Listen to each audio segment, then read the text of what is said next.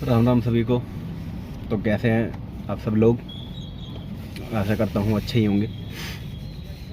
आज की अपडेट उन लोगों के लिए होने वाली है जो गाड़ी लाइन में अपना करियर जो है सेट करने की सोच रहे हैं, या पार्ट टाइम या एडिशनल इनकम के लिए गाड़ी या टैक्सी जो भी ख़रीद के अपना लगाना चाहते हैं, ड्राइवर वगैरह रख के काम करते हैं। तो पहला पॉइंट ये होता है कि इंसान ना इस लाइन में घुसने के लिए सोच तो लेता है ये, क्योंकि वो सुन लेता है दो चार लोगों से, उसके जानकार होंगे, या देख लेता है कि हाँ भाई मेरे आसपास में कोई रह रहा है जो गाड़ी में अच्छा अर्न कर रहा है, घर मकान सब कुछ कर लिया, ठीक है चलो अच्छी बात है। मेहनत करने वाले को फल मिलना भी चाहिए, मिलता भी है, ऐसी बात नहीं है। तो सामने वाला देख के ना, हाँ कि बस मैं भी कर सकता हूँ, एडिशनल इनकम हो जाएगी, गाड़ी खरीदेंगे, ड्राइवर रख लेंगे, मेरा इधर भी चल जाएगा उधर भी चल जाएगा। सुनने में बहुत आसान लगता है, रियलिटी इतनी अच्छी नहीं है।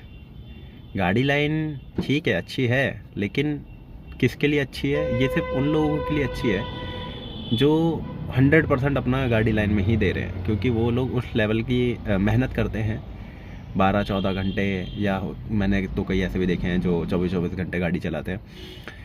अब 24-24 घंटे गाड़ी चलाते हैं, रेस्ट भी करते हैं, कैसे मैनेज कर रहे हैं कैसे नहीं कर रहे हैं। और गाड़ी लाइन में जो हम सोचते हैं कि भैया इतना सा खर्चा है, इतनी अर्निंग है तो इतना बचेगा, ये गलत प्रेडिक्शन है। प्रेडिक्शन के लिए आपको या तो किसी ऐसे इंसान के साथ बैठ के पूरी क्लैरिटी लेनी चाहिए गाड़ी लाइन में आने से पहले कि हाँ भाई इसके एक्सपेंसेस जो हैं वो क्या क्या रहेंगे। इतनी आसानी से आप सोच लेते हैं और सारी चीज़ों को एनालाइज करे बिना गाड़ी लाइन में घुस जाते हैं, इसमें बहुत नुकसान होता है। मैं कई लोगों को जानता हूँ जो नुकसान करके बैठे हुए हैं, या नुकसान अभी करंट में करवा रहे हैं, बहुत सारे हैं ऐसे। तो गाड़ी लाइन में क्या होता है ना कि एक हिसाब लगाते हैं, किसी से बात हुई, अरे यार मैं तो दिन का 2000, 2500 या 3000 ऐसा करके मेहनत करके अर्न कर लेता हूँ। तो अब मान लो हम मिडिल वाले लेते हैं, 3000 नहीं लेंगे हम, 2000 भी लेंगे हम, 2500 ले लेते हैं। सामने वाला हिसाब क्या लगाता है? 2500 की अर्निंग, 400-500 रुपये का पेट्रोल डीजल गैस जो भी खर्च होगी वो, तो कितना बच रहा है? अच्छा हिसाब लगा लिया, हाँ ठीक है, मल्टीप्लाई बाय 30, हाँ इतना बच रहा है, ओके कैलकुलेशन बैठ गई। इतना में ये खर्च होगा, क्या खर्च होगा? मेंटेनेंस जाएगी हर महीने, मान लो हर महीने मेंटेनेंस जाएगी, टैक्स का पैसा जाएगा, ड्राइवर का पैसा जाएगा, यानी कि 10-12 हज़ार रुपये हमारे को बच जाएंगे। इतना अंदाज़ा लगा लेते हैं। अब 10-12 हज़ार रुपये बच जाएंगे EMI वगैरह काटने के बाद, ये इसने रफली बना लिया। अब रियलिटी तो कुछ और है। रियलिटी ये है कि भैया नई गाड़ी लोगे, सीधी सी बात है, आप पुरानी तो लोगे नहीं, क्योंकि रिस्क कोई नहीं लेना चाहता है पुरानी गाड़ी लेके कि भैया मैं गाड़ी लूँगा ख़राब हो गई, बनाने में लगेगा पैसा, तो नई गाड़ी ले लेते हैं, EMI जा रही है, 4-5 साल की EMI होगी, ले ली, ठीक है। अब क्या होता है कि शुरुआत में तो जब तक गाड़ी नहीं है तब तक तो कोई दिक्कत नहीं आएगी। दिक्कत आएगी कब? दिक्कत आएगी 1 साल ख़त्म होने के बाद। और दिक्कत क्या होगी? अब देखो, आपने जो कैलकुलेशन लगाई थी आपने बिल्कुल सही लगाई थी, लेकिन आपने फ्यूचरिस्टिक प्लान नहीं सोचे कि आगे आके मेरे को क्या क्या दिक्कत परेशानी होगी। 1 साल की अगर मान लो जर्नी अगर चल रही है, तो 1 साल में आपको देखो क्या होगा। अब फिर से डॉक्यूमेंट जो है वो सारे रिन्यू होंगे, RC छोड़ के बाकी सारी चीज़ें रिन्यू होंगी, मेंटेनेंस अच्छा खासा जाएगा, पेपर वर्क तो होता ही है।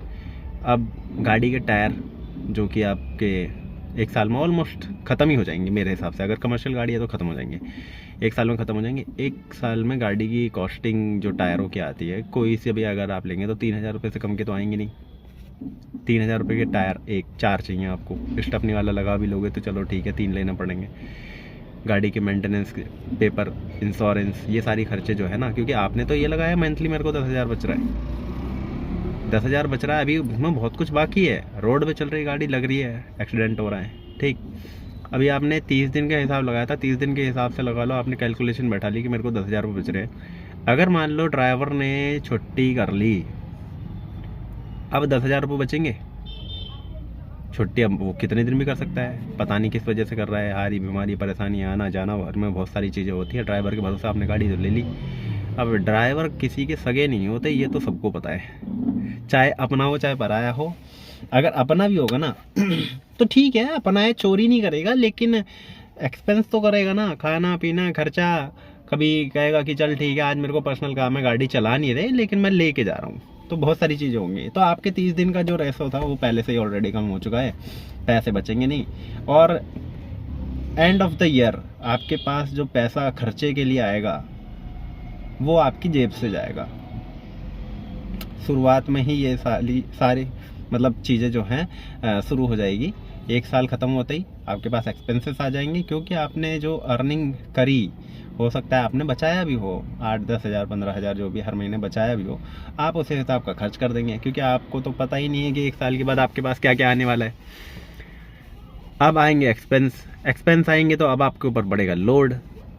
अगर आप अपनी चला रहे हैं तो आप तो वेल एंड गुड जानते ही होंगे, लेकिन अगर आप चलवा रहे हैं गाड़ी तो फिर तो दिक्कत है ना, दिक्कत आएगी, पैसा जाएगा। अब आपको प्रॉब्लम होगी कि भैया इतना पैसा है, पहले आपको दो, उसके बाद गाड़ी चलेगी, अदरवाइज रोड पे चलेगी तो पुलिस वाले रोकेंगे, चालान काटेंगे। और रोड पे चल रही है तो गाड़ी लगेगी, ठुकेगी, गैरेज में जाएगी, छुट्टी होगी, वो अलग है।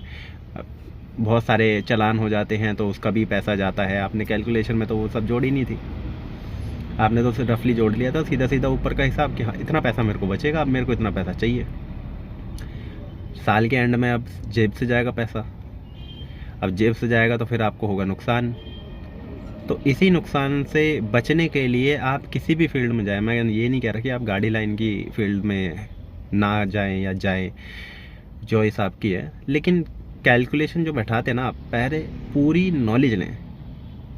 नॉलेज लेंगे कि हाँ भाई क्या दिक्कत, क्या परेशानी। अब रोड पे आए दिन वीडियोस आती रहती है हमारे सोशल मीडिया अकाउंट पे, मेरे को भी आती रहती है, उसमें ड्राइवरों के साथ कैसे कैसे बिहेवियर करते हैं लोग, मारते हैं, पीटते हैं। अब देखो ड्राइवर क्या है, ज़्यादातर तो ड्राइवर आपको ऐसे ही मिलेंगे, वो लड़ना झगड़ना चाहते ही नहीं है। वो उनका सीधा सा सिनेरियो रहता है, भाई मैं कमाने लगा हूँ, मतलब मेरे को घर बार चलाना है, अगर मैं इनके साथ लड़ाई झगड़ा बहस करूँगा तो हो सकता है कि मेरा टाइम जो है यहाँ पर ख़राब हो।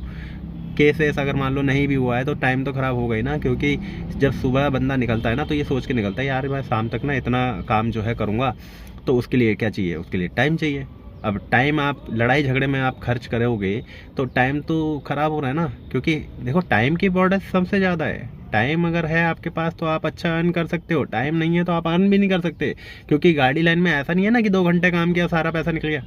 आपको पूरे दिन मेहनत करनी पड़ेगी, और पूरे दिन मेहनत करने के लिए आपको रोड पे गाड़ी चलानी पड़ेगी। अब पता लगा तुम गाड़ी कहीं लग गई, ठुक गई, किसी से बहस हो गई, अब तुम लड़ाई झगड़े में लग रहे हो, तो सीधी सी बात है कि अर्निंग वहाँ तक पहुँचेगी नहीं। तो इसलिए ड्राइवर लोग जो है ना वो सारे बचते हैं। ऐसा नहीं कि वो कुछ कर नहीं सकते, करने को वो बहुत भी कुछ करते हैं। बहुत सारे मैंने ऐसे ड्राइवर देखे हैं, उनका दिमाग थोड़ा सा ज़्यादा गर्म रहता है तो कस्टमर को ऐसा लगता है ये कुछ नहीं करेगा, और वो बहुत कुछ कर देते हैं, क्योंकि बाकी जो चीज़ होंगी वो बाद में होंगी, पहले होंगी। फिर ठीक है, आप अपना शांति से चलाएं, कस्टमर हैं तो आप भी शांति से थोड़ा सा रहें। ड्राइवरों के ऊपर वैसे ही बहुत सारा प्रेशर होता है, रोड पे चलना 100 लोग मिल रहे होते हैं, कोई गाली दे रहा है, कोई बहस कर रहा है, हम उसको झेल के चला लेते हैं, चलो ठीक है कोई बात नहीं।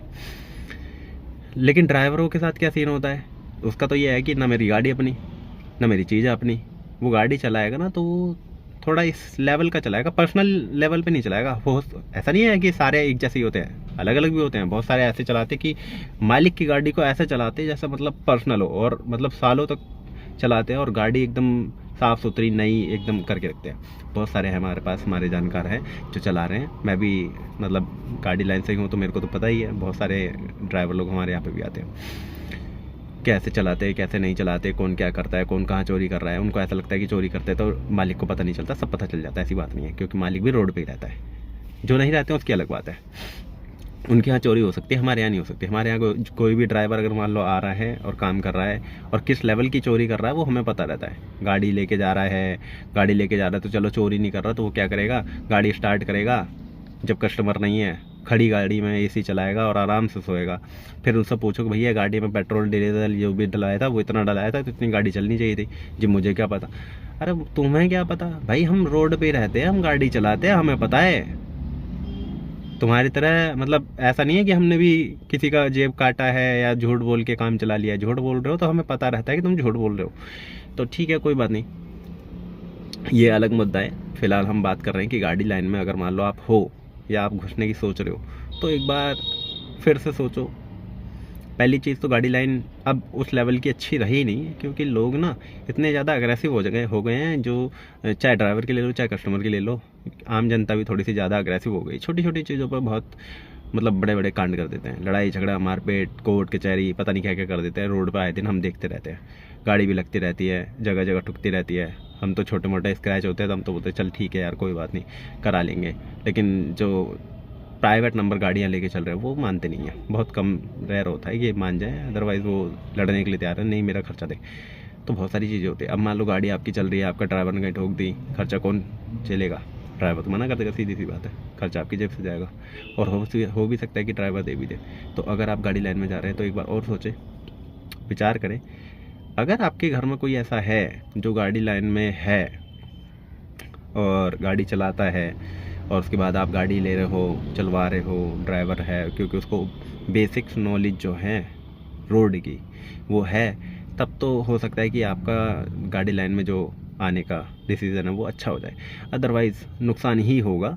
90% तो मैंने यही देखा है, क्योंकि हमें तो बहुत मिलते हैं रोड पे, चलते रहते हैं, यार मैंने गाड़ी ली थी, ड्राइवर को दी थी, ऐसा ऐसा हो गया, अब सोच रहा हूँ गाड़ी बेच दूँ, नुकसान हो गया। तो भाई सीधी सी बात है, आप कोई भी डिसीज़न लेते हो कि भैया मैं इधर से काम कर रहा हूँ, मैं उधर काम कर रहा हूँ, मेरे को थोड़ा सा बेनिफिट और मिल जाए क्योंकि मेरे एक्सपेंसेस ज़्यादा हैं, मेरे को फैमिली चलाने में प्रॉब्लम हो रही है, मैं थोड़ा सा और अच्छा अर्न कर लूँ तो मैं कोई दूसरा काम डाल लेता हूँ, और आप गाड़ी उठा कर डाल देते हो क्योंकि आपने गाड़ी के बारे में सुना है। और आप सबसे आसान सा लगता है ना कि एक गाड़ी ली, फाइनेंस करवाई, गाड़ी डाल दी, ड्राइवर रखा, गाड़ी चलेगी, पैसा आएगा। अरे पैसा आएगा नहीं, पैसा जाएगा। क्योंकि अभी ऐसा लगा लो कि जब तक आपकी EMI चलेगी तब तक तो आपको 1 रुपया भी बचेगा ही नहीं, मेरे हिसाब से जहाँ तक मैंने देखा है 1 भी रुपया नहीं बचेगा। क्योंकि अगर आपको हर महीने पैसे बच रहे हैं ना, तो साल के एंड में आपके इतने पैसे लगेंगे कि जो बचाए हुए पैसे थे 1 साल तक, वो सारे पैसे उस समय घुस जाएंगे। और आप पैसे खर्च कर चुके हो तो ठीक है, अपनी जेब से लगाओगे अब आप, वरना गाड़ी रोड पे उतारना रिस्की है, क्योंकि गाड़ी के पेपर नहीं होंगे, पुलिस वाले रोकेंगे। आजकल चालान वैसे भी बहुत ज़्यादा हो रहे हैं, पहले के मुकाबले मतलब पहले तो फिर भी कम था, अब तो ज़्यादा हो गया। ऑनलाइन चेक होता है, पुलिस वाले खड़े होकर बस खाली चेक करते रहते किसके डॉक्यूमेंट का चलान होंगे। कभी कभी गाड़ी सीज भी कर देते हैं, मेरी हो चुकी है एक बार, मेरे को पता है। तो टैक्स भी देना है हर महीने का टैक्स जाता है। यूजली लोग एक स्टेट का या 2 स्टेट का या 3 स्टेट का कटवा के ही रखते हैं। अब देखो दिल्ली NCR में जो गाड़ी चल रही है वो सीधी सी बात है 3 स्टेट का टैक्स तो देती है, यानी कि 3000 + 3000 6000 रुपये तो यहीं गए। 6000 प्लस EMI प्लस ड्राइवर का खर्चा, जो भी चीज़ है। आप इतना पता क्या चाहते हो कि ड्राइवर कितनी मेहनत करे, मतलब 24 घंटे गाड़ी पे ही रहे ताकि आपका जो अर्निंग है वो बढ़े? ऐसा पॉसिबल नहीं है। और आप सोच रहे हो कि 24 घंटे गाड़ी चलवा लें, 24 घंटे गाड़ी चलवाते हैं बहुत सारे हैं, तो उसमें क्या होता है कि गाड़ी को तो रेस्ट नहीं मिल रहा है ना। अब गाड़ी क्या होगी कुछ टाइम के बाद ना, भैया गाड़ी है, रेस्ट उसको भी चाहिए। गाड़ी बोलेगी तो फिर पैसा मांगेगी, अब पैसा मांगेगी फिर आपको फिर नुकसान होगा, क्योंकि एक तरफ गाड़ी नहीं चल रही, पैसा जाएगा और आएगा नहीं, तो उसमें भी नुकसान। तो ठीक है, आप इस लाइन में घुसने की सोच रहे हैं तो एक बार और सोचें। मेरे हिसाब से तो ना ही आए तो ज़्यादा बेटर है, कोई और ऑप्शन ढूंढे। अगर करना ही है तो किसी अपने के साथ करें, भाई बहन या कोई अपना रिश्तेदार हो, जानकार हो अच्छा खास, जिसके ऊपर आपको इतनी वो कहते हैं ना कि आंख बंद करके विश्वास करने वाली बात है, तब आप घुस सकते हो। अदरवाइज़ आपकी फील्ड नहीं है तो मत घुसो, खाली नुकसान के अलावा कुछ नहीं होगा। एंड ऑफ द डे आपकी डे 1 से लेके और एंड तक हो सकता है कि आप नुकसान में ही जाएं, फ़ायदे में नहीं जाएंगे। क्योंकि अगर EMI पे गाड़ी ली है तो कम से कम 4 साल की EMI तो होगी, 3-4 साल की तो होगी, और 3 साल झेलना बहुत मुश्किल है। क्योंकि जो भी पैसा आपको बचेगा वो उसके बाद बचेगा, और वो भी तब बचेगा जब ड्राइवर ने गाड़ी की जो केयर है ना वो इस लेवल पे करी हो कि 3 साल के बाद वो गाड़ी चलाने लायक बचे। ज़्यादातर केसों में यही हुआ है कि गाड़ी जो है ख़राब हो गई है, 3 साल में ही गाड़ी इतनी ख़राब हो गई है कि कोई ख़रीदना भी नहीं चाहता अब उस गाड़ी को, कि भैया चल ठीक है 3 साल हो गए, मैंने डाउन पेमेंट दी थी, मेरा पैसा ही निकल जाए तो उस गाड़ी को मैं बेच के अपना पैसा ही निकला लूँ। तो भाई साहब उस गाड़ी को कोई ख़रीदना ही नहीं चाहता, मेरे पास तो बहुत सारे केस है, मैं यहाँ रह रहा हूँ, पास में ही है 4-5 लोग मेरे को रोज़ बोलते हैं भैया कोई मिला गया, कोई मिला गया। अरे ऐसे कैसे मिल जाएगा भाई, गाड़ी चलाने लायक भी तो होनी चाहिए ना। जो सामने वाला लेगा वो ये भी तो देखेगा ना भैया गाड़ी चलाने लायक है या नहीं है, पेपर वर्क है नहीं गाड़ी में। अगर मान लो कोई बंदा लेगा भी, पहले जाएगा अपना सर्विस सेंटर पे, उसमें बहुत सारी कमियां जो हो गई हैं इतने सालों में, गाड़ी चल नहीं रही है तो इंजन भाई सीधी सी बात है कि तेल बैठा हुआ है, चलेगा थोड़ी सी दिक्कत होगी, वो फिर से मेंटेनेंस देगा। तो इतना पैसा कोई नहीं लगाना चाहता, सबको ऐसा लगता है कि भैया गाड़ी लो, अच्छी लो, फ्रेश लो, नहीं लो तो उसके बाद अपना गाड़ी चलाओ। कम से कम इतना तो रहेगा ना। जो बंदा पर्सनली चलाना ही चाहता है, जिसका मतलब काम ही गाड़ी लाइन का है, तो वो क्या करेगा कि नई गाड़ी लेगा और उसको पता है कि मेरे को 2-4 साल तक तो कोई दिक्कत आएगी नहीं, क्योंकि गाड़ी नहीं है, मैं अपने अच्छे से चलाता हूँ, मेंटेनेंस मेरे को पता है कैसे करना है। गाड़ी की अगर एक छोटी सी आवाज़ आएगी तो मेरे को पता चल जाएगा कि मतलब इसमें प्रॉब्लम क्या आ रही है। हालांकि बहुत सारे लोगों को पता नहीं चलता है, बहुत सारे लोगों को पता भी चल जाता है। वो तो ऐसे है भाई साहब एकदम मतलब आप बैठोगे आपको पता ही नहीं लगेगा कि गाड़ी में सब आवाज़ आ रही है, लेकिन वो बता देगा कि हाँ गाड़ी में ये वाली आवाज़ आ रही है, यानी कि ये प्रॉब्लम हो गई। कुछ हद तक मुझे भी पता लग जाता है, लेकिन मैं भी उतना मास्टर आदमी तो नहीं हूँ, लेकिन हाँ फिर भी बता ही देता हूँ। 100% तो पता नहीं कौन जानता होगा, क्योंकि जब नॉलेज नहीं ली तो सीधी सी बात है नहीं पता होगा। तो जाते हैं मैकेनिक के पास, मैकेनिक बताता है भैया ये तो छोटी सी आवाज़ नहीं है, बहुत बड़ा खर्चा है। क्योंकि भैया देखो जब आपको पता ही नहीं है तो मैकेनिक जो बोल दो मानना पड़ेगा। अब हो सकता है उस मैकेनिक को कुछ चीज़ आती है, कुछ चीज़ नहीं आती है, तो आप किसके पास जाएंगे? आप तो सीधी सी बात है ना, आप वहीं जाएंगे जहाँ ऐसा लगता है कि हाँ ठीक हो जाएगी। ठीक है, गए, दिखाया, कराया, बात बन गई तो ठीक, नहीं बनी तो और खर्चा। तो खर्चे बहुत है गाड़ी लाइन में। और रोड पे रहने के बाद रोड की दिक्कत और ज़्यादा है। बहुत सारे केसेस होते रहते हैं, आए दिन हमारे पास आती रहती है वीडियो कि भैया फ़लान के साथ ऐसा हो गया, फ़लान के साथ ऐसा हो गया। और आजकल लूट मार भी ज़्यादा चल रही है, गाड़ियाँ लूट ले रहे हैं, तो उसमें भी नुकसान ही है। सीधी सी बात है कि EMI तो आपको भरनी पड़ेगी जब तक केस ख़त्म नहीं होता है। तो ना ही घुसे इस गाड़ी लाइन में तो ज़्यादा बेटर है, एक बार और सोचें। ठीक है, और आज की वीडियो को यहीं ख़त्म करते हैं, क्योंकि वैसे भी बहुत बड़ी हो गई है। जय श्री राम।